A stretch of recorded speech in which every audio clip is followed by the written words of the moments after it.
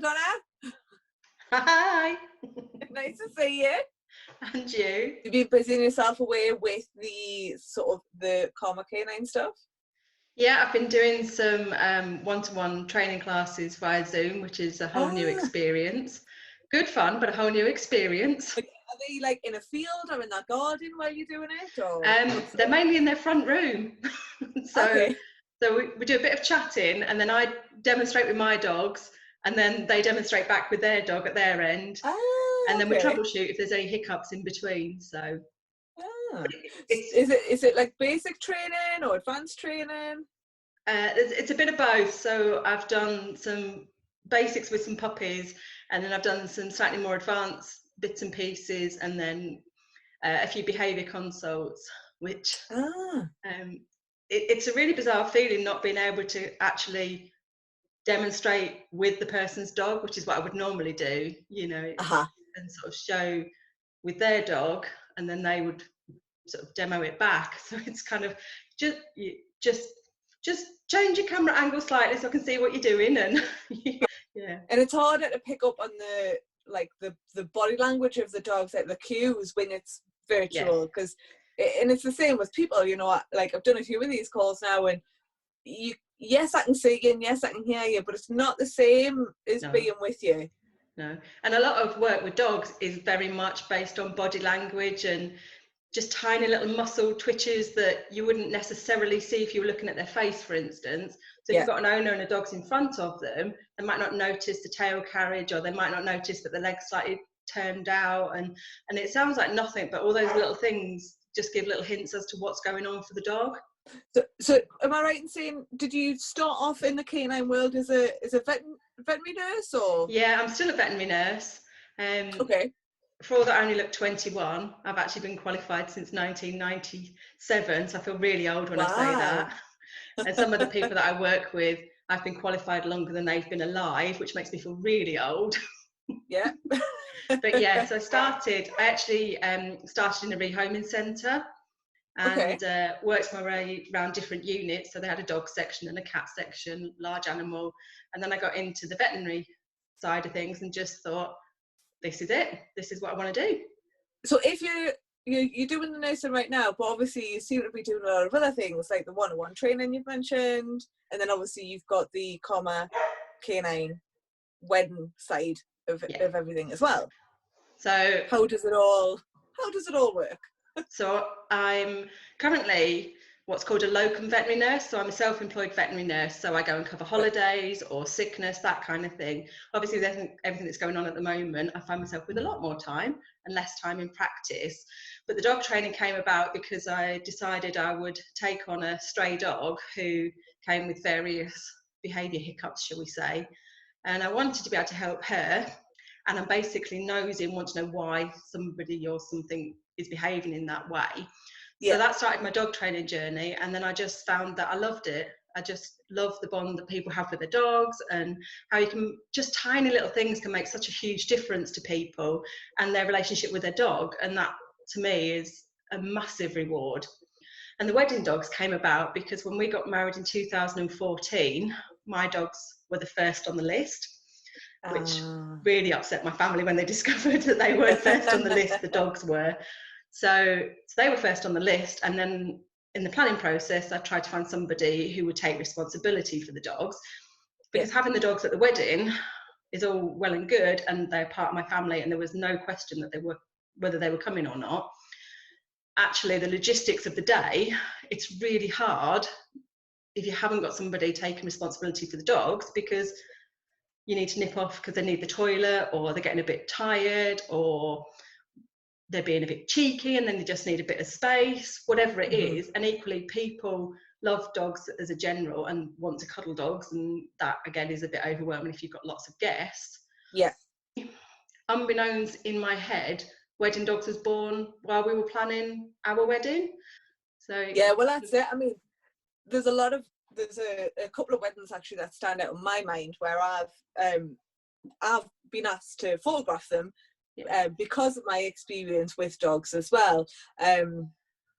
But I started out with canine photography and spent a lot of time like doing courses and building my knowledge to understand the behavior, because like yourself, it you know, you mentioned before that element of it's just a change in body language, that if I'm doing a sort of portrait session with a dog and I can see, right, they're not comfortable, or they're getting restless, or they just need to go out and have a wee, or just anything like that, I've picked up. So when I'm shooting these weddings, there's been a few that I think of, and I'm watching this dog and I'm thinking, this dog isn't happy, because there's no one taking responsibility for it.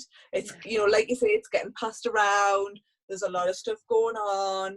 And yeah, like for me, the chaperone idea of, you know, having someone solely to look after the dog that makes my life so much easier, especially with someone like yourself, who you're not just someone who's like, right, I'll babysit your dog. You've got all this experience. You've got, you know, you're a qualified veterinary nurse. You're doing behavioural training, obedience training, and all of these things, so you can understand when that dog needs something, it needs removed, needs a wee, needs its mom. Just needs a little snuggle. So that makes my life so much easier, and I can't believe that it's not, that there's not more of you. It's like, you know, because it's quite a niche thing, but it's something that if someone says to me, I'm bringing my dog to my wedding, I'm like, right, have you got a chaperone? Even with the most sociable dog and the friendliest dog and the most outgoing dog, weddings are really quite odd, because, as you say, their furry parents are kind of dressed a bit weird, because not many people walk around in a wedding dress. I mean, obviously I do my housework in my wedding dress, so, you know, but, you know, they look a bit weird.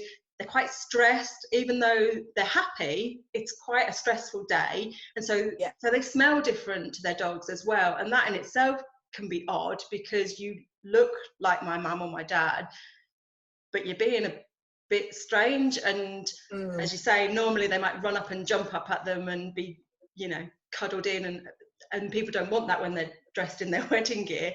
Fair enough, you know. So that in itself again is odd. And then you've got lots of people that maybe they've never come across before, wanting to speak to them, and with the best will in the world, people don't always greet dogs in a polite manner to the dog. So to me, that's part of my role, is actually to police guests, you know, to just maybe step in where needed and distract the guest that's about to mug the dog, you know, and kind of take that pressure off the dog, as well as giving that care, you know. Because I know myself, I've got 2 dogs, and, you know, I think, I'll get married again just so I can have them come. And honestly, my priority on the day, like, as someone I'm utterly devoted to my dogs, and if they were there on my wedding day, they would be my number 1 priority. I would want someone there to stick up for the dogs, because otherwise I'd be like an utter bridezilla. I'd be like, right, what's happening with the dogs? Who's doing this? Like, she's not happy, can you take her? Because I'll be picking up on those things that you pick up on, and it would consume me day if I was to do it on my own. Which to be fair, it did. I mean, we had a lovely day, don't get me wrong, but I was the dog police. You know, when we took the dogs out for a wee, where are the dogs? What are they doing? You know, do they need? I've got these Kongs. Do they need the Kongs yet? Oh, you know, I do a kind of get to know you session beforehand, and while I'm there, I'm assessing, okay, what might we need to do with this dog in order for A, the dog to feel relaxed, and B, the couple to get the pictures that they want, because the pictures are your kind of memories, aren't they? You've got them in the back of your head, but actually physically looking at your pictures, and, you know, the last thing you want is the picture of a dog disappearing off into the distance, just like a blur. Yeah. So do you always meet the dog and the couple before you would take a booking? Yeah, I do, because the dog's got to be comfortable with me, and I need to assess whether 1 meeting is enough or whether we need to do a couple of meetings.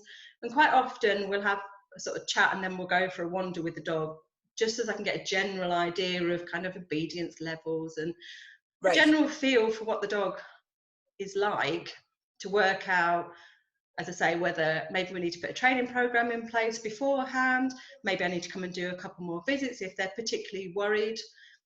you know, most dogs, I've been quite lucky, and I should touch wood when I say it, most dogs are quite happy with me pretty much immediately. But you do get some that I think, okay, well, you could benefit from another just one-to-one wander with me. And it is just a wander and a kind of get to know you and want to see how responsive they are and things like that. I mean, most people are booking their weddings a good year in advance anyway, so they've got plenty of time for training. But the training is, the onus is on the owners to do the training.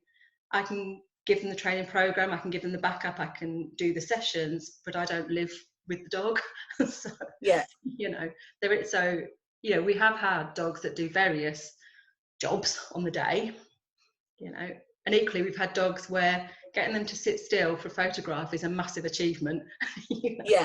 You get busy dogs, you know, you get dogs, and equally you get dogs that are desperate to be in the middle of everything and love every second and take hardly any training because they just want to be, you know, look at me, aren't I amazing? Do you put the packages together based on your initial meet, or is there like maybe a couple of really like popular packages that you have?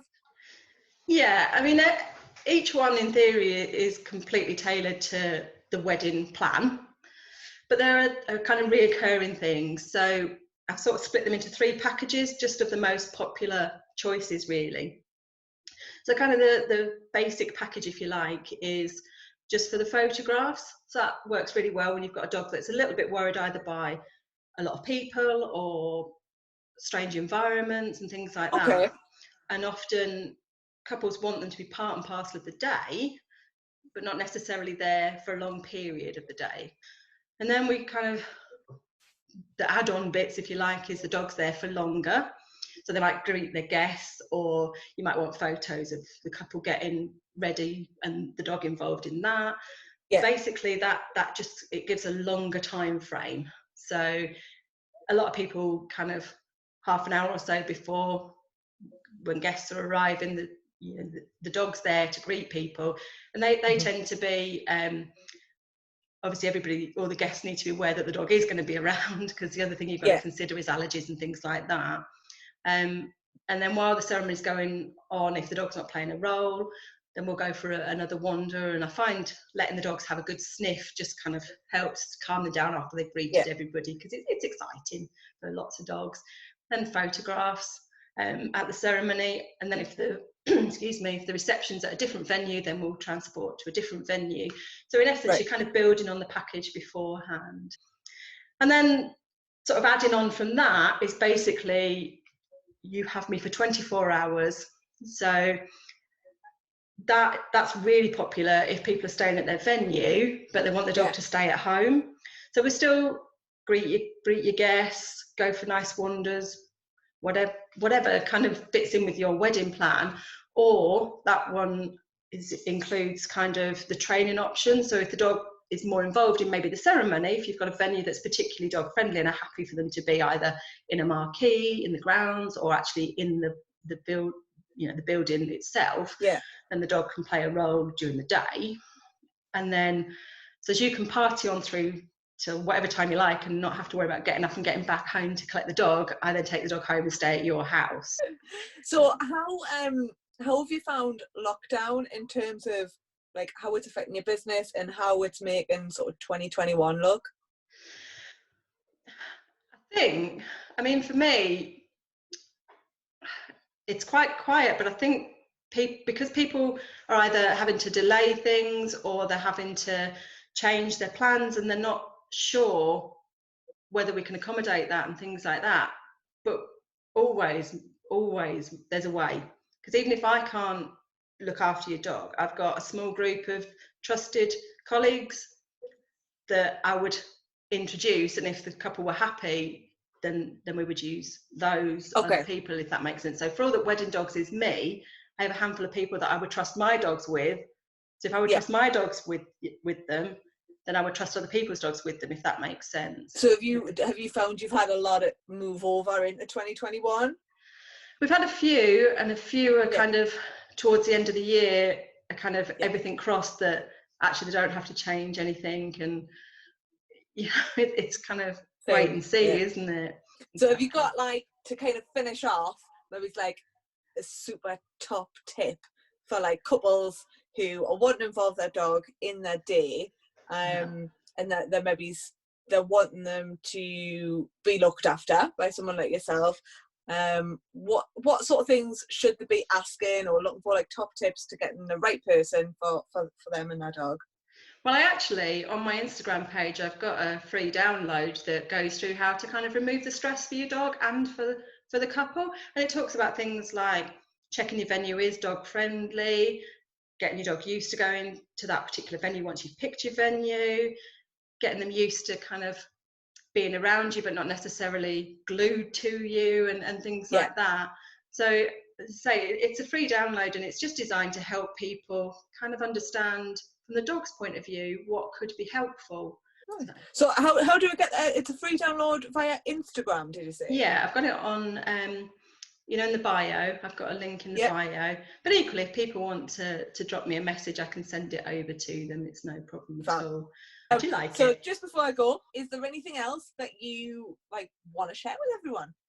Well, I am offering a 10% discount for anybody that books via the Northern Creators. So, if anybody does want to book even just a chat, or they go through with the booking, there'll be a 10% discount if they mention the Northern Creators, just as a kind of little thank you for attending our virtual wedding fair. Yay! Oh, that's fab. Thank you so much. You're welcome.